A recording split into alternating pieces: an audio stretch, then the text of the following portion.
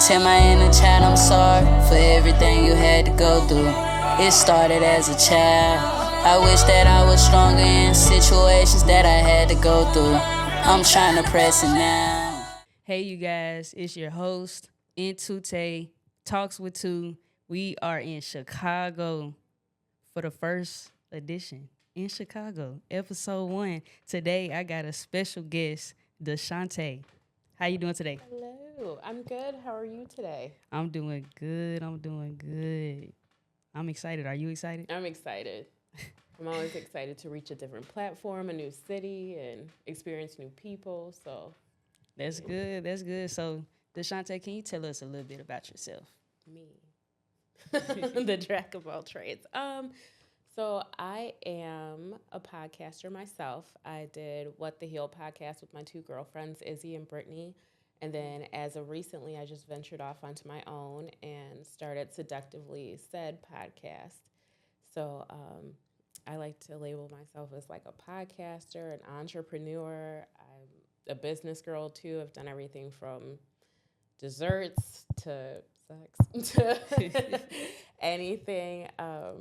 So I'm savvy that way. Job-wise, I'm more like I consider myself like a therapist, but I'm going to school for it. So I'm in an accelerated master's program now to get my license in clinical psychology. Okay. Because I want to own my own practice and like grow it from there. I work with women, so I work with like sex workers, sex trafficked women, and then I work with women who've experienced domestic violence. So I just want to like expand on that and like do things my own way and have my own practice. There's nothing wrong with having your own. Mm-hmm. I feel like that's who I am. I want to create like my own little wave of things because it's nothing better than having your own. Yeah. So, are you from Chicago? Yeah. Born and raised? Yep. What part? I'm actually northwest suburbs, so Northwest.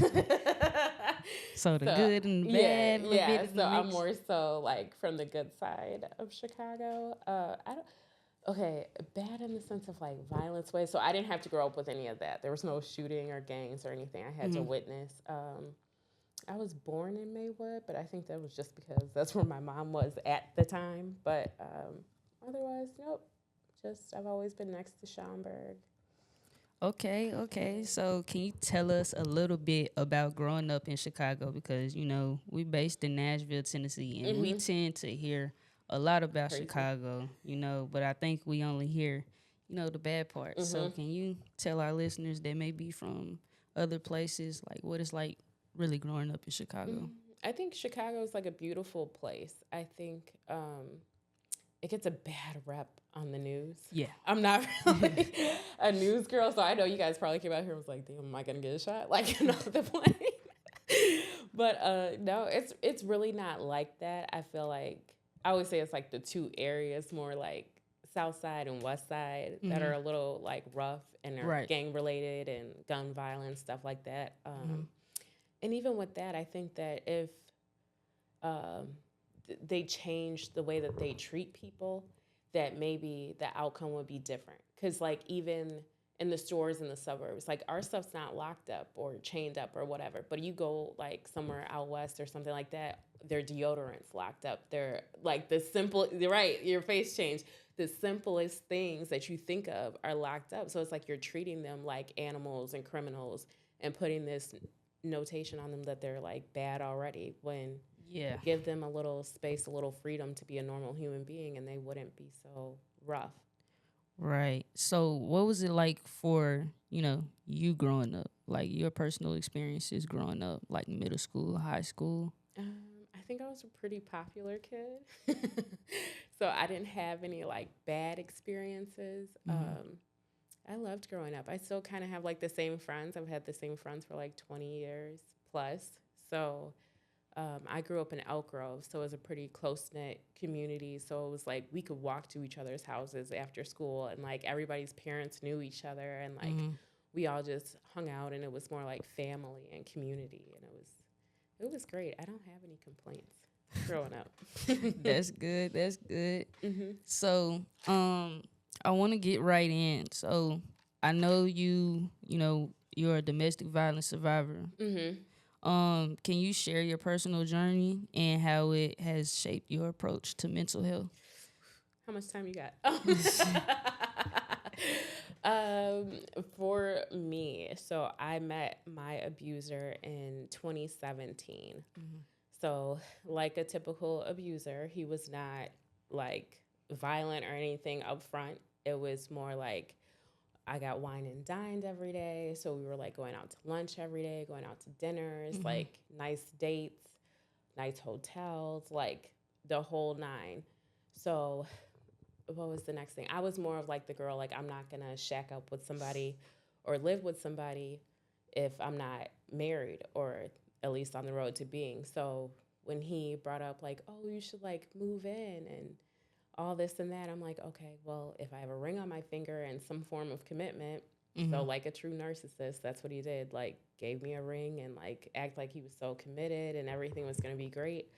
And so I still was like 1 foot in, 1 foot out. So like I still had my own place, but then I was like slowly transitioning to live with him. But the second I let my place go, that man switched. When I tell you, it was like A light switch. like a light switch just clicked in his little psychotic brain. So the first thing I remember was he called me a bitch for the first time. And that shit was, I was like, who's that? Like, what are those? I was like, no, like, he couldn't have been, like, talking to me. So, like, this is how I'm thinking in my head. So, like, I remember I called my family friend at the time, and I told her, I'm like, abuser, I'll be nice, not spread a name, but called me a bitch. I'm like, this is so out of character. Like, maybe did I do something, blah, blah, blah. And then she was like, girl, like, you're on the road to a domestic violence relationship. Like, hop out now. And I'm just like, no, like, it can't be like that. She's like, no, they start with words and then it escalates. And then so that's really what happened. It started with words and then it escalated. And I remember I was pregnant with our son. And I think the first, like, crazy bit was he punched me in my mouth because I asked him for money to go see like my best friend, or she lived in Iowa at the time, and like because I woke him up and disturbed his sleep, he punched me in the mouth when I had to be about like 3 months pregnant or so. And then I don't know, I just remember just like crying so hard because I've always been a hard worker. I've always been somebody who like held my own. So when I moved in with him, and then he was like, oh, you can stop working. Like, you'll have this amazing life. And like he would keep money at the top of the dresser. Once he reeled me in, he stopped doing that and then treated me like I was like a child. So the abuse went on my entire pregnancy. It was bad. Anything from getting punched to slapped to hit to beaten to being like essentially like a sex slave to him. So even after you busted my lip, it was okay, now you can come in here and suck me up, and next time watch how you speak to me when you ask me a question. So how long was this relationship? That was like 4 years of my life. So my advice to young ladies, do not waste your 20s with an idiot, and you are deserving of respect and love and honor, and there's a man out there that'll give that to you. So yeah, I wasted 4 years of my life, but I don't look at it like a waste now because I use it to help other women. But yeah, I've had everything from dislocated knees to punched out doors, fucked up homes. Man would repeatedly punch TVs out, like back to back to back, and I just would be bruised up. I remember like even in the summer, I'd be so bruised up. I'm wearing hoodies in the summertime and 90-degree weather. I got a hoodie on because it was always, if I went outside and I told somebody what was going on, I wouldn't have a house. I wouldn't have a car. My kids would be like ruined. Like, you'll ruin our lives and blah, blah, blah. So did you have kids prior to being with him already? So how many kids did you have already? I had one. I had a daughter, and I think that's my biggest regret is that I had to put her through that because I have a strong relationship and foundation with her dad. And he's amazing, like top notch, top tier guy, always provide and look out for. He's great. And so sometimes I think, like, why did I go that route? Like, her dad wasn't a saint in his early 20s, but like to chop it up, it was more like Right. young, dumb, full of cum type Right. thing. But yeah, I had a great life before I met him. So, do you have kids with him? Yeah, I have one son with him, and that's something else. Like with domestic violence, like once they can't use you, they'll use your child, and that's what he continues to do through this divorce. Like, we've been in divorce court for over 2 years.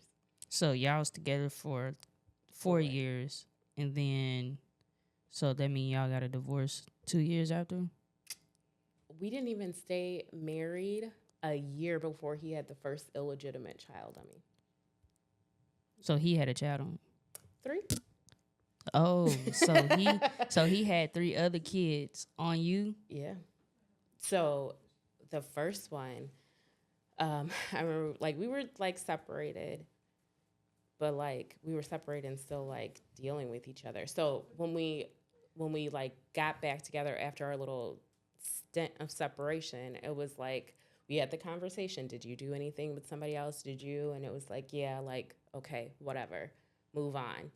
So fast forward to like October of, because we got married in 2020. So you fast forward to October of 2020. This lady came out of nowhere saying like this baby is his, blah, blah, blah. So like at this time, he's out of the house. So I got the information from like a member of his family. And I remember because I was in Target, dropped to my knees, and I'm like, is this true or is this like a joke? Right. And when I saw the baby looked just like my son, but the lighter version. And I'm like, And your son looks like him. Yeah. So I'm like, is that a picture of Bubby and somebody's playing with me? Like, the fuck is going on? And then confirmed it was true. I ended up watching the baby. He convinced me, like a true narcissist, to stay, that it was a one-time thing. I'm so sorry, blah, blah, blah. Like, open up communication lines with me and the mom. And then, yeah, that was the dumbest decision of my fucking life. I stayed. I would watch the baby, even on the weekend. So, mind you, I'm watching a baby that my husband had on me by another woman. So she's free to go out on the weekends, and I'm stuck in the house with a house full of kids. And I think I had great resentment back then that I never would talk about, because he would want me to treat that baby like my own, and I'm fine with that if I'm choosing to accept that. And he would want me to like skin to skin with the baby and like act like basically like the baby was mine, like I birthed it. And I went through all of that, and then so June came after that. So how did that situation affect your mental health? Mental health wise, actually, when I was pregnant with our son, he convinced me to go to a IOP program. I don't know if you know what that is. What's that? Like an intensive outpatient program. Mm-hmm. So it's like you're going to therapy for like 4 to 6 hours or something like that a day. It's almost like partial hospitalization.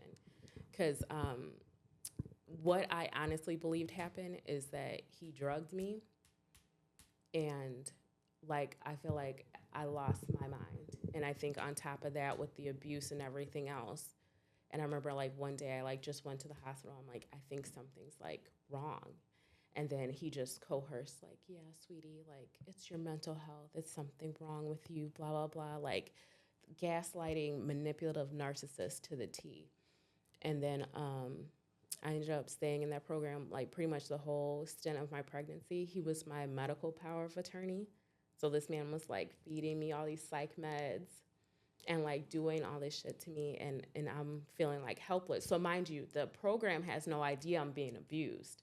So I'm going to program. He would even like pop up at the program to make sure I was in there after he just beat my ass, and then send me on my way after he just stole my keys and wouldn't let me leave until he okayed it. So I'm sitting in program just acting like I have this amazing life, and like he'd pop up with like breakfast and all these snacks and like, oh, is my wife and my baby okay? Like, Oh yeah, something was seriously wrong with And dude. it was so fake. That was like the fakest therapy of my life. He had me trying to fill out to go get Social Security for mental health reasons.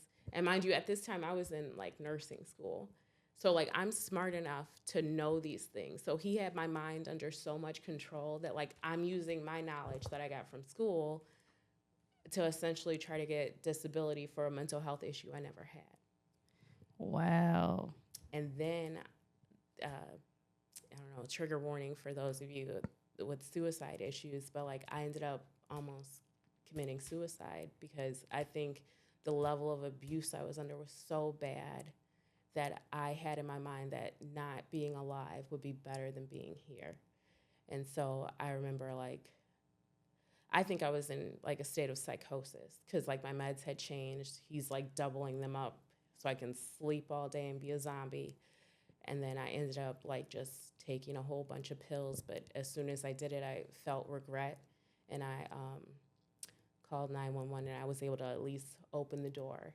And then after that, I kind of went out. But by the grace of God, I'm still here. If you don't mind me asking, so like,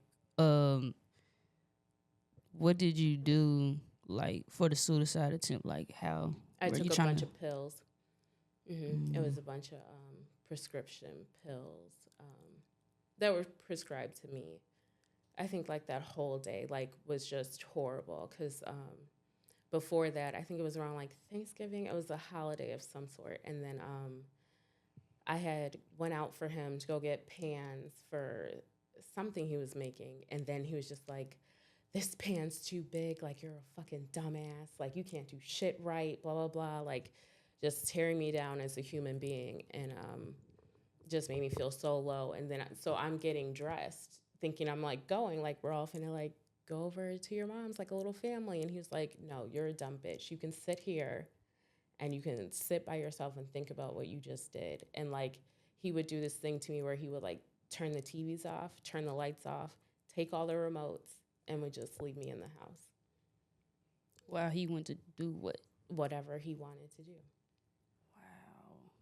So did you have like any support, system during this time, or like did nobody know? Nobody knew. Everybody thought I was living the dream in this nice home, and everything was great because that's another thing with abusers. They'll take you and they'll isolate you from everything and everyone that you know. And that's what he was doing, like one by one. Like he would plant seeds and be like, "So and so is a horrible person. You shouldn't be around them. Look at her. She's a slut. She doesn't do nothing but go outside and go party all day." Or it'd be, she'd be talking about you and blah, blah, blah. And like that post she made, that was about you. Like he was the most gaslighting, manipulative asshole on the planet. Like he really was. There's no other way to put it. That is just that's crazy. I think So at what point did you leave from this situation? I left multiple times. Like the time that you left and didn't turn back. Didn't turn back. That point. Okay, so to understand how I got to that point, you have to understand the stabbing that happened, and I talk about that. So I ended up.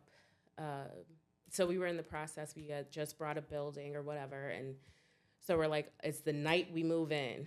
Mm-hmm. So he was acting all good up to the night we moved in, and that night he made a fight out of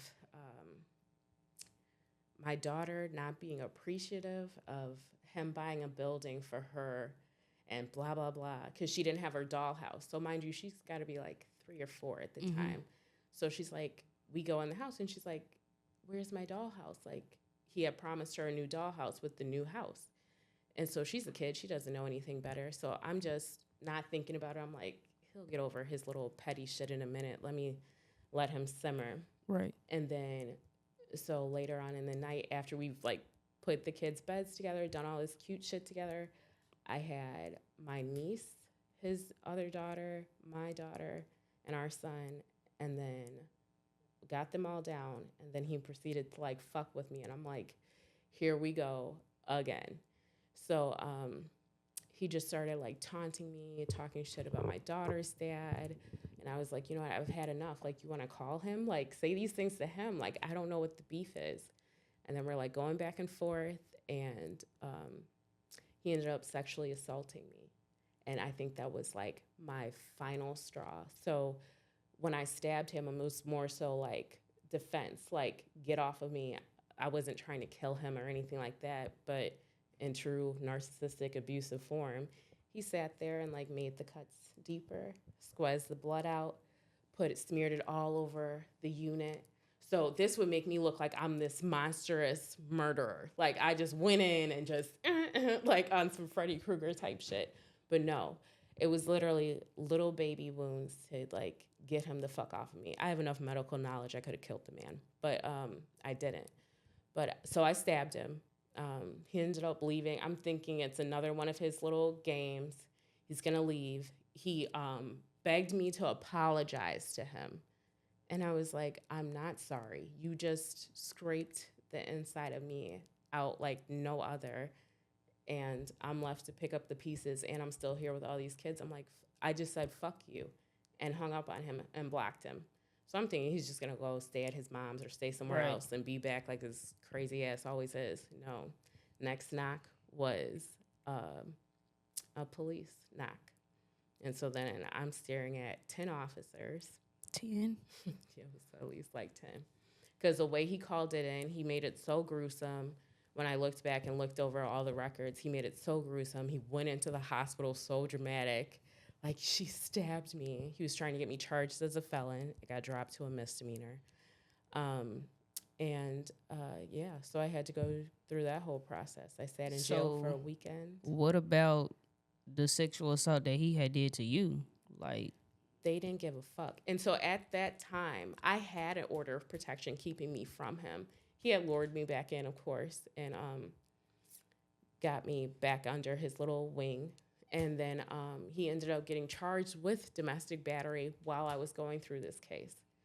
And so, yeah, that was kind of fucked up to me. Like, nobody took me serious at all. I'm like, this man sexually assaulted me. I'm like, all this. And then I remember going to jail, and the lady was like, do you need medical attention? I'm like, yeah, I'm bleeding from, like, my vagina. Like, yeah, I need help. And then she's just like, I'm going to tell you now, if you say that, you're going to have to go to the hospital, and then you're going to have to come back here, and then that's going to prolong you being here. So if I were you, I would just say I'm okay. So then I went through that whole process saying I was okay. And when When I wasn't. And I didn't get medical attention until after I got out of jail. And so I got out of jail with absolutely nothing. And is that when, like, he stopped? You Nope. didn't have to? Nope. He's a sick individual. That didn't stop anything for him. So after that, then he lured me back in. And again, because then when I was released from jail, I was on an ankle monitor, and then he had a OP keeping me from him. So that puts me out of my house. That puts me out of my car. He didn't even put his car on the OP. He put mine. That puts me out of everything that I own. I had $0, 0 cents when I got out of jail. My phone was off. I had nothing.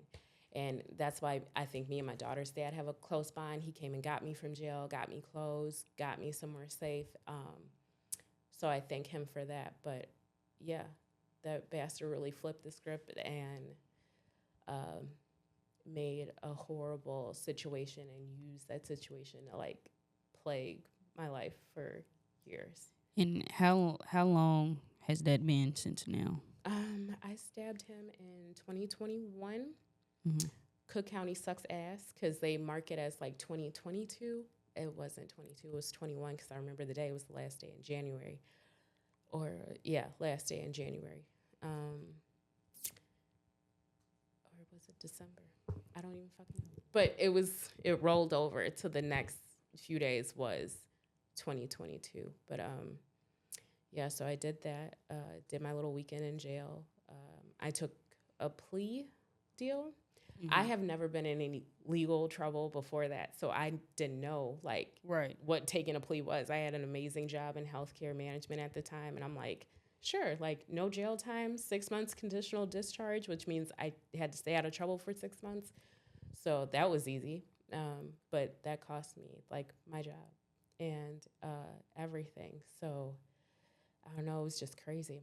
That was just like a crazy time. But So like now, are you away from him? oh, 100%. My last interaction with him, as far as relationship or anything, was May 8th of 22.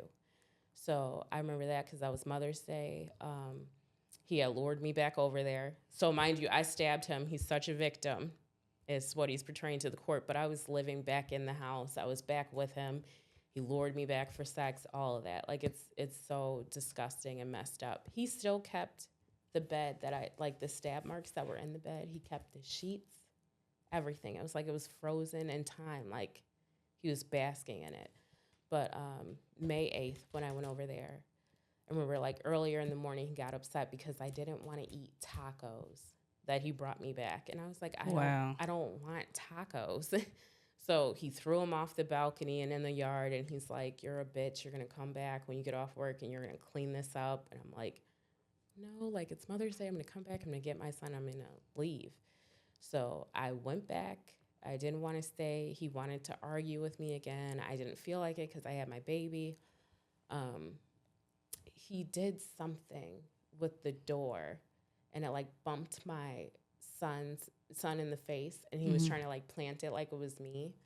And then he like just fought me belligerently from that. And the amount of bruises that were on my body were like unreal. Like, I didn't even like look like myself. And mind you, he did all of this in front of my son with my son in my arms. And so I put my son down. I grabbed a few clothes that were in his closet, and then that was it for me.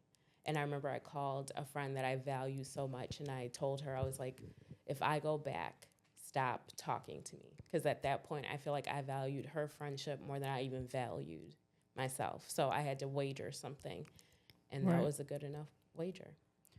So what do you think are the biggest misconceptions about domestic violence? That somebody like chooses this. I think after studying it and understanding it, these abusers, they know how to pick them.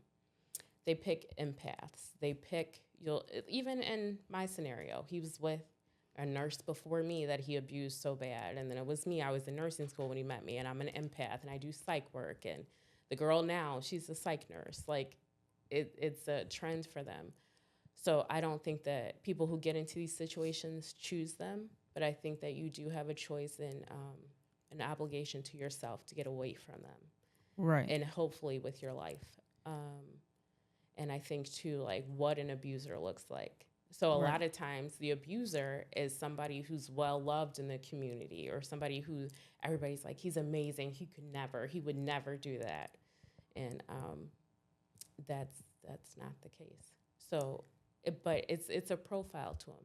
And it's a profile to what the abuser looks like, and it's a profile to what the victims look like. And from doing it long enough, I see the trends. Right. It's always the same.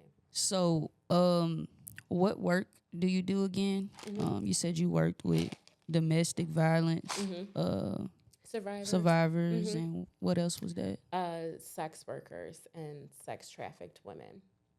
Okay, so in your experience working with, women who are survivors of domestic violence and sex trafficking, what are some common mental health challenges that they may face that you've seen, like working in the field? Oh, they are very prevalent. Anxiety and depression are like always top tier. Bipolar, whether it be one or two. The manic episodes are raging. Usually they're at their highest of high with impulsive decisions, impulsive behavior, stuff like that, or they're totally depressed and they'll try to cut you off and never want to talk to you. Borderline personality disorder, that is another major one. These are the ones that you are like almost unable to manage because they go from these intense highs of they're like super angry and they're a whole different person to like, then they're like back normal and like they think everything is fine. They have zero accountability. You can tell them it's because you did this, and they'll be like, no, you sabotaged my life and you blah, blah, blah. So working with people with bipolar not bipolar, but borderline personality disorder, I feel like I statements, more so putting it like on yourself to be able to get through to them. But it's almost like impossible because you never know who you're going to get. So I had the joy of dealing with one of those personalities this week. And that was pretty tough. She still couldn't take accountability. I ended up discharging her because she was still involved in sex work. And that's like an automatic discharge. And that was hard for me. It's like, I don't like to see anybody down bad or homeless or anything like that. So still I went on and I got her a room for the night and like just talked to her like on a one-on-one, like I know like the whole world of it. So I still want you to be better and encourage you to do better for yourself. The next day, after me being so sweet and kind, she still said, and you sabotaged my life. And at that point I was like, okay, well, that's all I can do for you. So how do you incorporate your own experiences into your counseling practice with women who've survived trauma?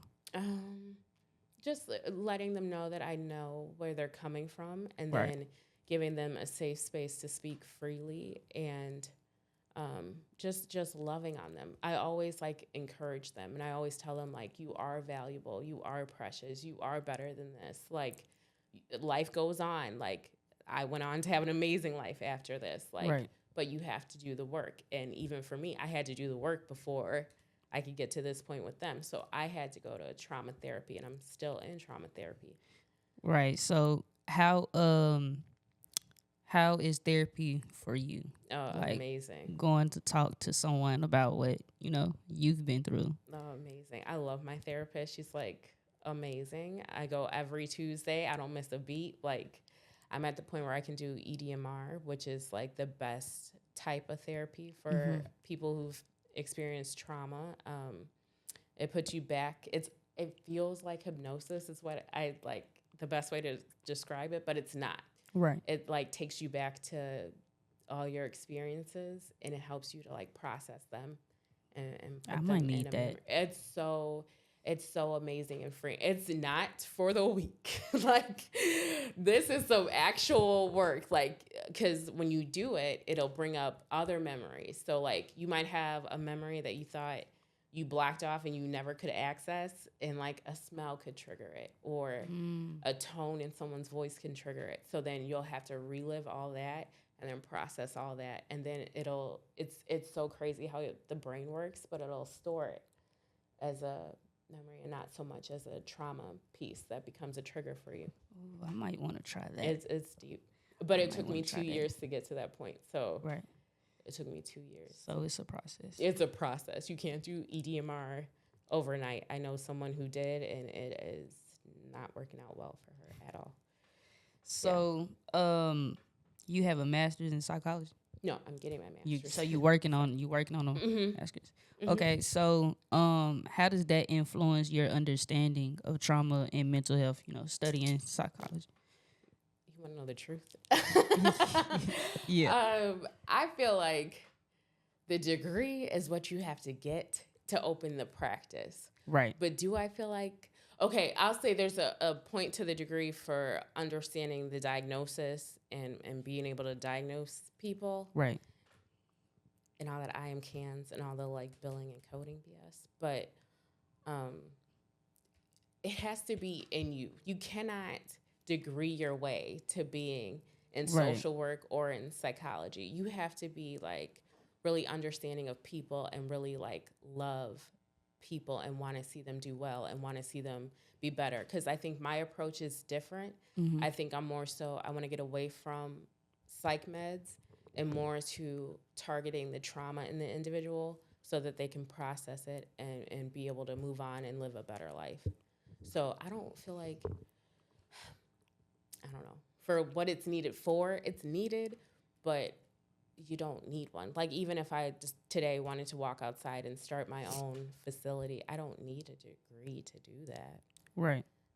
I could open one and then have other people work, but my work is with the women, so I can't leave them hanging. Right. So how long do you have to be, in school? It takes you 4 years of undergrad. And then, luckily for me, did a pre-med program, so that accelerated things. I loved psych back then, so it all transferred over. And then you do 2 to 3 years of graduate school. A lot of school. Yeah. A lot of school. But, like, thank God I was, like, accelerated at that point. And I went the accelerated route. So, like, I can take a lot of knowledge in. I think I'm super smart. Not to brag on myself. But, yeah. And then when you already work in the field, it makes it easier because then you get this thing called supervision for somebody above you, and you just sign off your hours. So I'm already in it. Right. Mm-hmm. So how important do you think community support is in the healing process for survivors? Very important. Who you surround yourself with when you're like that raw and real version, that matters most. Like, I was blessed enough I had my godparents, which are like the most amazing God sent thing. Because when I left, I had nothing. So I stayed with them for about 2 years, and I was able to get my head back on straight and get together. And I have a beautiful friend that she coached me through it and like just put me onto the power of manifestation super heavy, and just positive self-talk and affirmations. And I had met a mentor during that time, and like she just put me on, because I remember she asked me to write down 5 things I love to do. Right. And I had no idea what to do outside of being a mom and being a wife. Like, I had no hobbies. I had no likes. I had no anything. So these people really become like your echoing voice until you find your own once you're on your healing journey. I feel like that's an important piece of it. Before we wrap up, I do want to get into the podcast that you had, the What the Heal podcast. How did that start? How did it come about? And how did it contribute to your healing process? I think it contributed a lot. It started because I did this thing called like Boss Bitch Brunch, and I would just do brunch, and it would be like me and Izzy and Brittany on the weekends. And then I was like, we should start a podcast. Right. Because that's always been my goal. I watch B. Simone a lot. So yeah, I be tuned in. I was so locked in. It was her, and she was my greatest source of inspiration to really get behind it. But yeah, so I was like, yeah, we should just start one. And then it just like I had real conversations. And so like I had a good amount of viral moments like on that, and then going on other podcasts solo by myself. And I'm like, yeah, this is like my realm. This is what I'm supposed to be doing, because I'm an open book. Because like I feel like that's healing in itself. Because if I'm able to be raw and real and honest with my own truths, like I can inspire somebody else to be that with theirs. Right, and that's literally what I'm using Talks with Two for. And as we wrap up, what advice would you give to anyone who is currently in a domestic violence situation regarding their mental health and seeking help, and even to the ones who, you know, haven't spoke up about it just yet? What would you say to those people? To those beautiful people, because it could be man or woman, you have to value yourself enough first to know that you're worth more than this. And then the fact that whatever your abuser has placed into your mind is not fact. Right. So you are in control of you. Like, once I realized there was no ball and chain, it was an invisible ball and chain. Right. And I was able to branch out and really heal myself. Then I saw the difference. But you have to do the work of healing. I think that's the hardest part, is the healing process of it. It hurts. You have to kick and scream. You have to be honest and real with parts of yourself and revisit your childhood to see how you got to this point. But in order to really reap the benefits of life after domestic violence, you have to do that. Otherwise, you're going to meet another abuser. You're going to meet another loser, and you're going to meet another user. So you have to do the work on yourself and separate yourself. And just know, like, those family and friends that he isolated you from, if they were true, they will be right there, waiting for you. All right, y'all. So y'all heard that. Where can we find you? You know, any of your platforms. that our listeners can reach you at, and as well as, you know, people who may need help? So you can find me on Instagram. Orchid Kiss ENT is like my main one. And so that's ORCHIDKISSENT. And then Seductively Said Podcast is the new one I'm promoting, and I want everybody to follow.